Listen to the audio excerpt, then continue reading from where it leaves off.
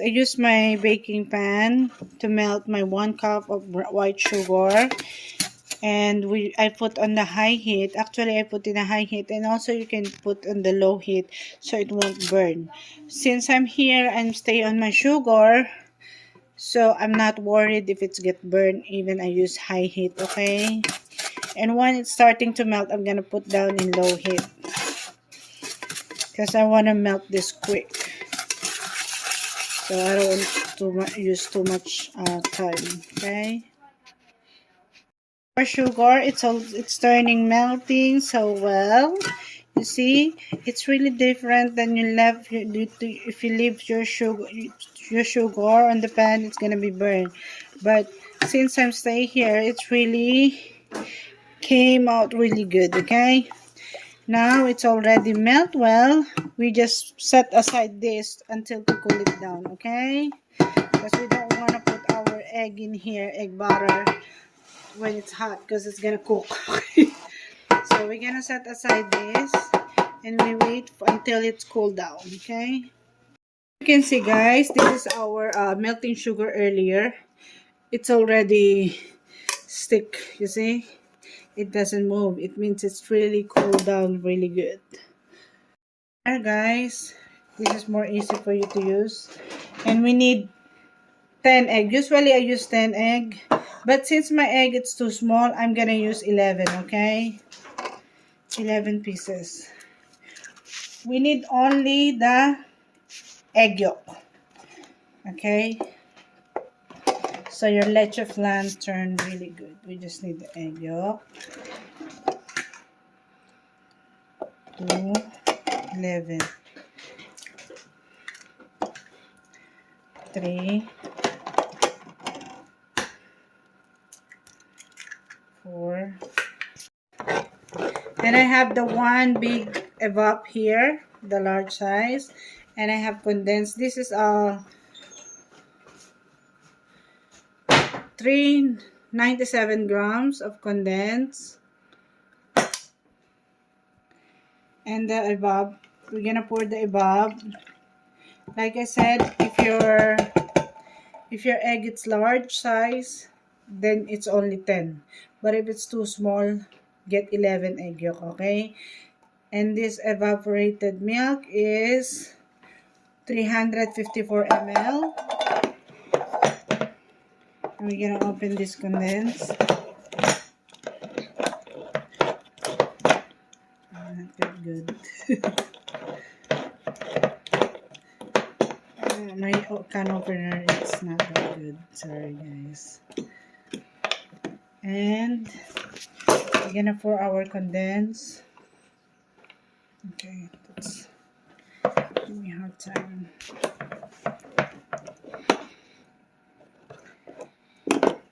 Be careful to cut your hand. And pour your condense.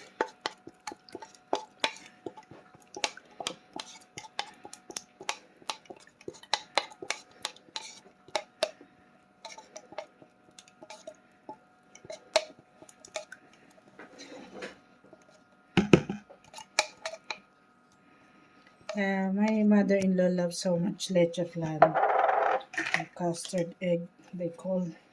And I have to put one. Some people they use lime zest or citrus zest or calamansi zest, but me I just use the vanilla. Okay, I just add 1 teaspoon of vanilla. That's it. Very simple, guys. Only 3 ingredients: egg yolk, egg, condense, and above. And then you whisk. Just be careful when you whisk.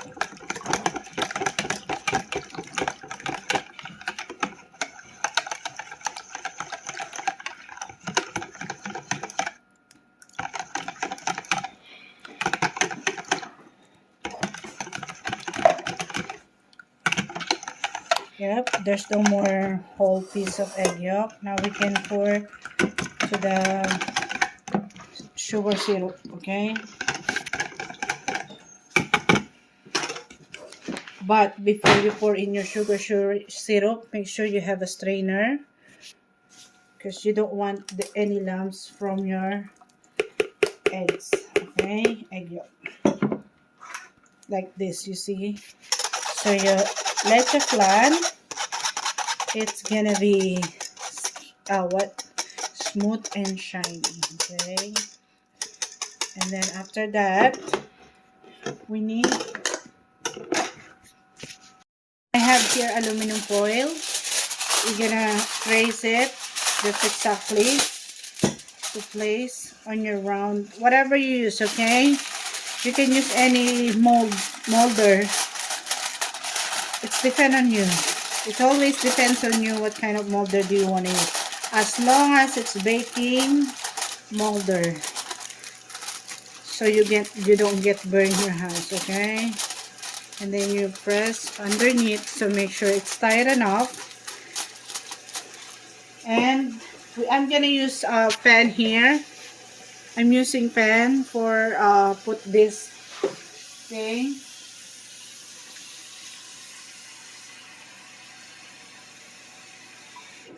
I use only a quarter of this baking on my another baking pan, like quarter of water from there, and it's hot water. Okay, and then you place your egg custard or leche flan. We call that leche flan. Now we're gonna bake for 350 for 50 minutes, and once you check for 350, now you already set. We bake this for 350 for 1 hour. Okay, right, for 1 hour.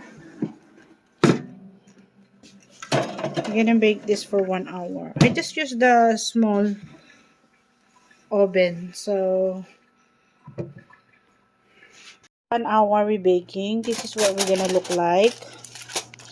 Let's open it. Let's cool it down first. Set aside. Take it off on that thing. Hold on, because I have to hold the.